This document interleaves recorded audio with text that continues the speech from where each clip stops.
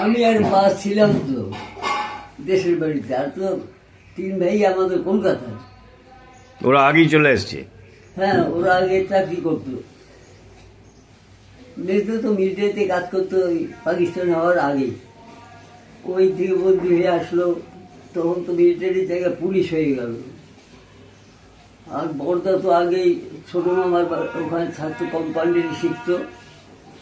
আর সেজ ভাই তো কাজকর্ম করতো না, ও আসতো, ও এসে চাকরি খোঁজ করতো। আর আমি আর মা ছিলাম দেশের বাড়িতে। সব গ্রামের একটা পরিবার ছিল, আর সব চলে এসছে। তখন আমরা না 2 না 3টে পরিবার ছিল। তারপরে মেয়ে বড়দা আসলো, তখন তো বর্ডার স্লিপ ছিল না। এসে আমাদের জমি ছিল, জমিতে ধান হতো। সেই পৌষ মাস ধান কাটা হয়ে গেছে। ওই কানুরিয়া বলে একটা জায়গা আছে, সেখানে আমাদের জমি, ওখানে আমাদের শিষ্য দেখাশোনা করত। বলতে সেই করে ধান কেটে টাক দেওয়া বলে, মানে এখানে মাঝখানে একটা দড়ি ফেলে দেওয়া। কোন দিক নেবে, তুমি এই দিক নেবে না এই দিক নেবে, যেদিকে নেবে সেটা সে কেটে নিয়ে যাবে, আর আমাদেরটা আমরা কাটব।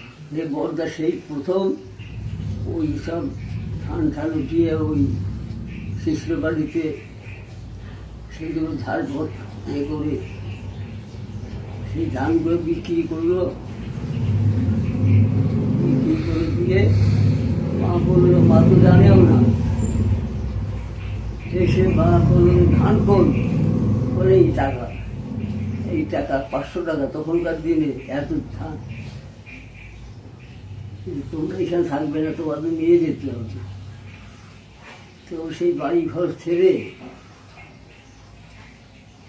আমি, মা আর বড়দা 3 জনে কিচ্ছু আনতে দেবে না, সব লুট করে নিয়ে যাবে ট্রেনের থেকে। একটা ছোট একটা কলস আর 2টো থালা আর 2টো গ্লাস এই নিয়ে আসতে ওরা ছেড়েছিল, দিয়েছিল।